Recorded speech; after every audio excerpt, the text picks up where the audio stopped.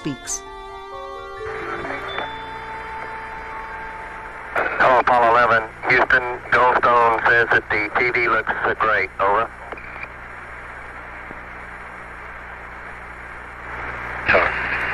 Okay, Roger. We're mapping in on Earth. Again, the illusion they are attempting to create is the Earth at a distance to demonstrate their far journey from it and their ability to survive passing through the Van Allen radiation belts. Understand, too, that only about 20 seconds of this raw footage was ever broadcast to the public, and these conversations discussing their deception were believed to be private. Until now. Here they discuss that these television transmissions were in fact not broadcast live as everyone believed.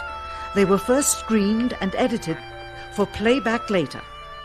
Roger, Neil, we just wanted a narrative such that we can, when we get to playback, we can sort of correlate what we're seeing. Thank you very much. Here they discuss the fact that they have turned out the lights and have blocked out sunlight from entering the spacecraft through the other windows as to not cause any reflected light to fall onto the spacecraft's wall in the foreground. Okay, very good. Well, we shut out the sun coming in some of the other windows into the spacecraft, so it's looking through the number one window, and there isn't any reflected light. The reason this was done is so that the truth of the matter would not be revealed. It is this.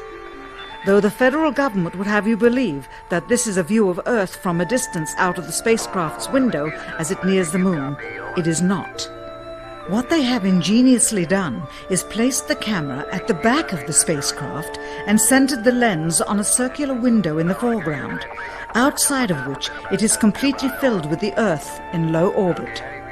The circumference of the window then appears to be the diameter of the Earth at a distance, with the darkened walls of the spacecraft appearing to be the blackness of space around it. That is why they wanted the interior dark and blocked out the sun from entering through the other windows. Here you can see the extruded window, probably 2 inches thick at the bottom. This is because the Earth's shine is coming in at a downward angle. It also causes the Earth to appear to be an irregularly shaped circle, for you are seeing the outside of the window at the bottom and the inside of the window at the top, which together form 2 different sized halves of a circle. Subsequently, this take was never used. As they perfected the shot, a crescent-shaped piece of black material was inset slightly into the window to create the illusion of the Earth's terminator line dividing night and day. It is uncannily convincing.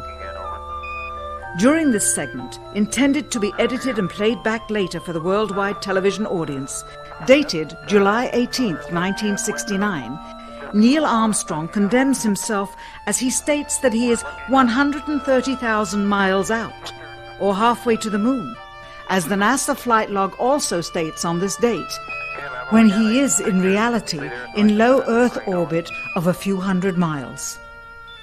Roger, Houston, Apollo 11.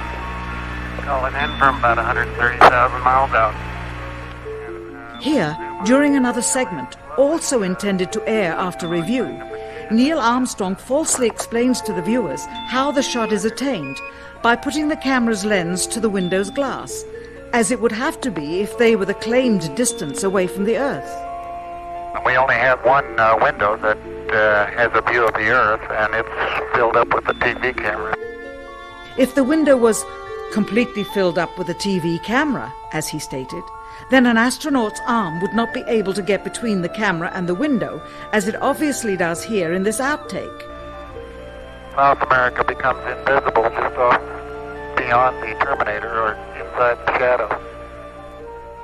You can also notice how the astronaut operating the camera reacted to the mistake by attempting to pan away from it. Blue gas, see white bands of major cloud formations across the Earth.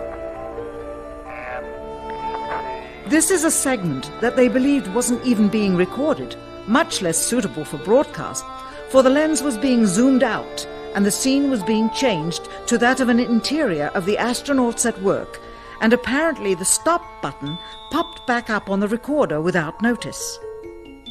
Here is the diffused work light that they used to see camera controls, but not throw light onto the spacecraft's wall.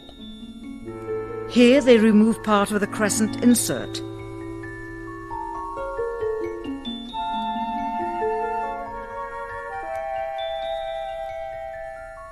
Finally, the iris is opened up and you can see the real location of the camera and the very bright and near Earth out the window. Here is the slate for the 19th of July, and the same shot of trickery on the 19th of July, and then the 20th, and the same misleading shot on the 20th. Later that evening, they were said to be walking on the moon. How can this be when they were in Earth orbit only 9 hours earlier, and the moon is some 3 days' journey away?